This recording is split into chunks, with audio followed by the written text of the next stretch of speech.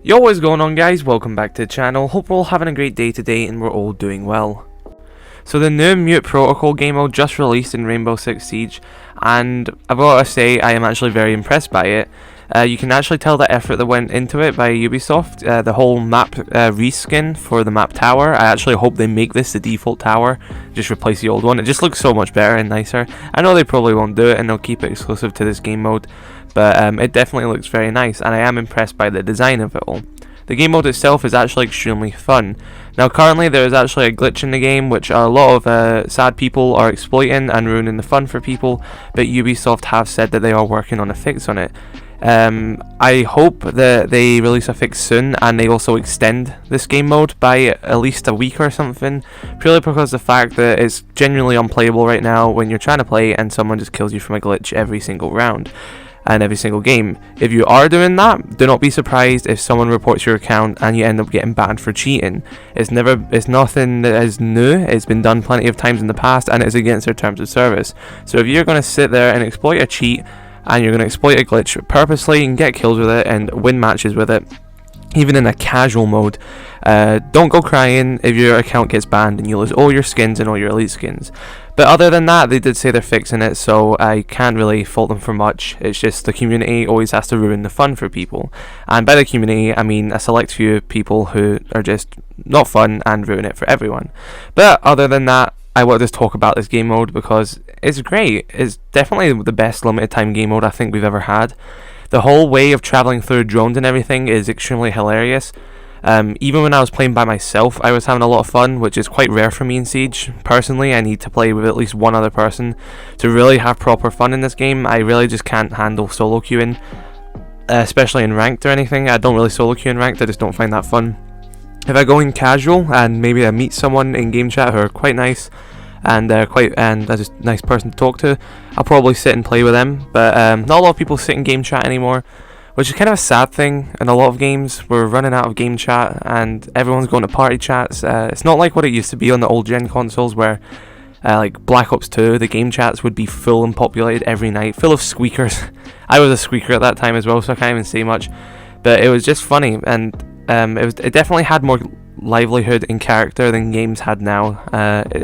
Game chat is something that is sadly dying off, and it's something that I think is sadly not going to be as big as it used to be. But I'm kind of going off on a tangent here talking about game chat. But yeah, this game mode is something I can actually enjoy even playing by myself, which, like I said, is quite a rare occurrence for me personally playing Siege currently. And I've just got to give my credit where credit is due to Ubisoft for making a good game. A good game mode. This does give me a lot of faith for what Ubisoft are doing in the future. I think the skins are great. I've seen a lot of people complaining on Twitter saying, oh, they're not realistic or anything, but if you really like to talk about realistic, about 25% of things in this game is actually realistic.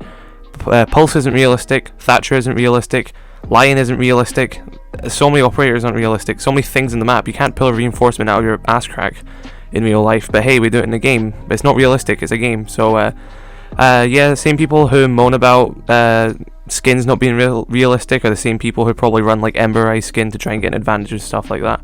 So stop complaining that skins aren't realistic. They're fun. The addition of game modes and skins like these make the community more fun, and it just gives us all something to laugh about every once in a while. For a game that people take so seriously and get really angry over a lot of the time if they're losing, and play very competitively, stuff like this is a very good break from the action, and it's just something to enjoy as a community. If you don't like it, just don't play the game mode. There's no point in taking it out on the devs and stuff for trying to do something good.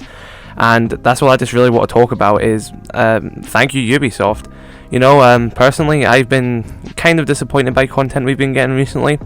Not to the point where I'm going to stop playing the game. I'll always play this game until the near foreseeable future, until we're getting nothing in updates. We're still getting good stuff in updates. I'm still enjoying myself in the game.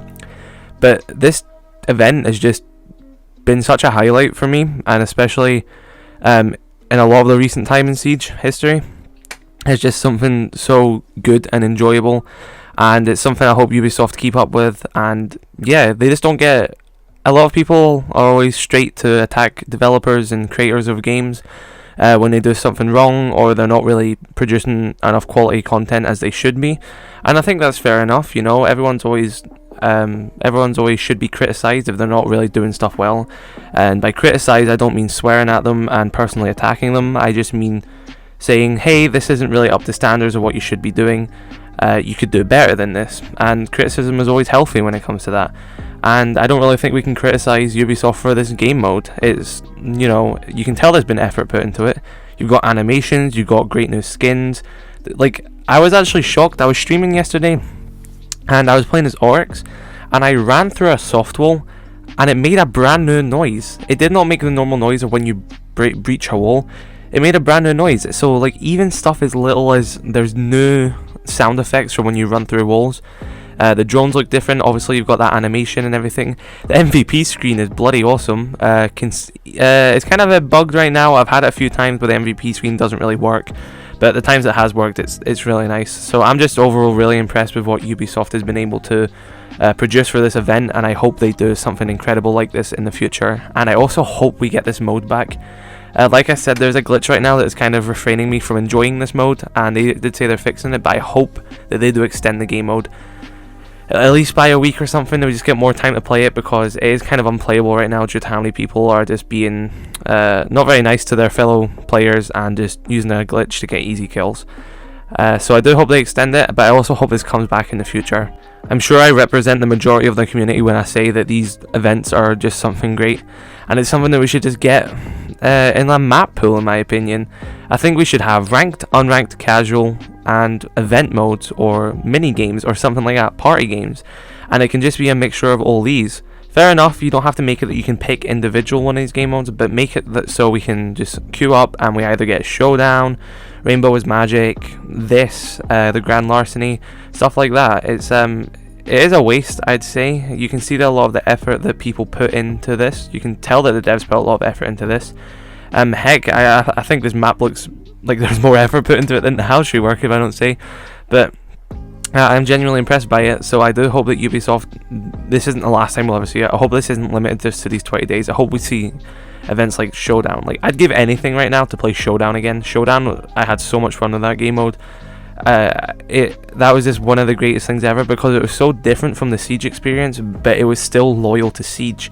And I think that's what these game modes do so well, is it takes you out of the standard Siege, but I still know I'm playing Rainbow Six Siege. I still feel that I'm playing this game that I love to play, and that's something that these event game modes do so well, and I'm glad that we are getting them once a season. They're great. I do wish that we played them more though, and we got more time with them, but that's something that we may get in the future. I also want to talk about the alpha packs for this event. As many of you guys know, especially with the Grand Larceny last season, there was quite a bit of complaints that came about the alpha packs. You know, they were nice and everything, but if you wanted to buy the full set, I think it cost around, for me, it would have cost me £80, which, even when I got the game in year 2, I think was a fraction of that price. I think I got the game in year 2 with the season pass for £30 in the game back in year 2 as well. And if I wanted to buy all the packs for the last event, that would have cost me £80. So it was a very steep, but before you couldn't even buy packs with Renown. Now they've made it that you can buy packs with Renown and R6 credits, and now they've actually done something where you can, you don't have to buy the packs if you don't want to. Say you only want one bundle, you can just buy the bundle outright. I will say that the bundle is quite a lot of money, 1500 R6 credits is quite steep, but you're still getting more of that choice than you did before, and I think that obviously makes it so much better. Even if it is a bit pricey, you're still having that freedom and availability to buy that separately and not having to go for the randomness of the packs. Personally, I'm just going to stick to buying the packs with my Renown, because I've had pretty good luck with the packs, and there's nothing that I'm really wanting in particular. I kind of just want the camo, which is limited to packs. But is this something great that Ubisoft are doing, and they are definitely improving. They're just improving how this stuff works, and if Siege does make it to whatever goal that they're going to, and they are improving as much as they're improving right now, the game will be great, and I'm very optimistic about that, and I do have faith in Ubisoft. It's just a shame that there's so much negativity around the community and everything that always drags it down.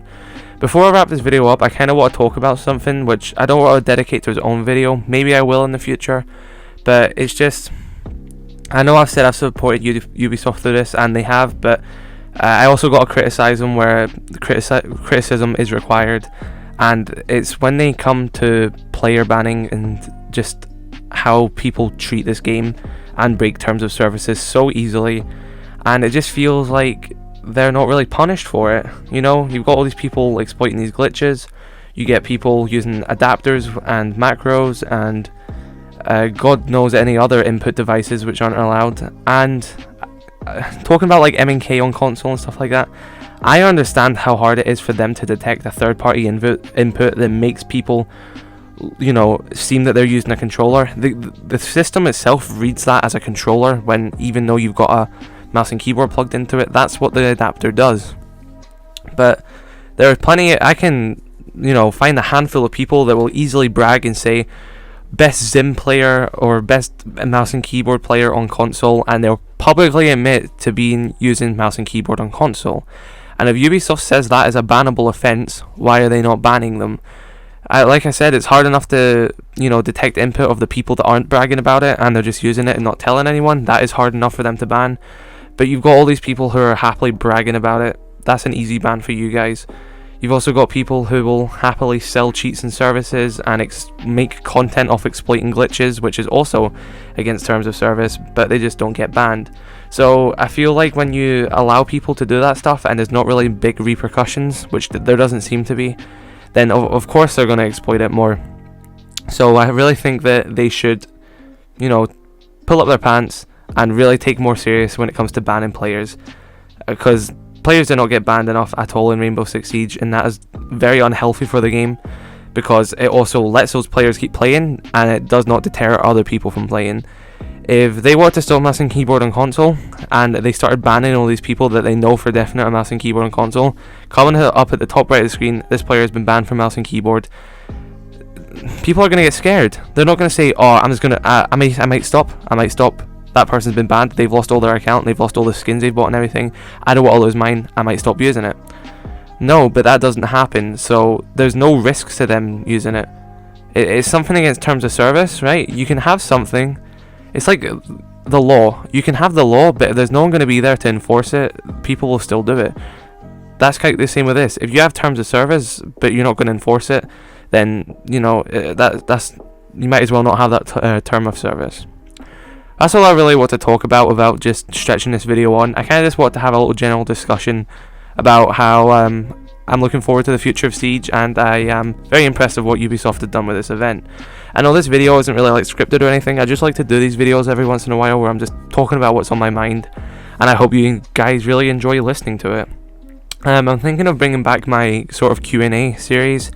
I never found a good name for it. It's currently called YT-Kudos, but I never really stuck with that name. I think someone commented with a name like Questions for Kudos. I kind of like that one, so I might roll with that. And I'll have to find whoever that is so I can credit them the next time I do that. So maybe I will bring that series back. If I do, the questions will probably be asked on my Instagram story, so definitely follow my Instagram, kudos_YT, so you'll know and you can check my story when I do put up the questions. And then if you do, you know, answer it, I will maybe feature it in an upcoming video. But that's all I really want to talk about in this video. If you guys did enjoy and are new, be sure to like and subscribe. Make sure you're following me on my social medias, both are linked in the description below, and I shall see you all in the next video. Thank you all for watching.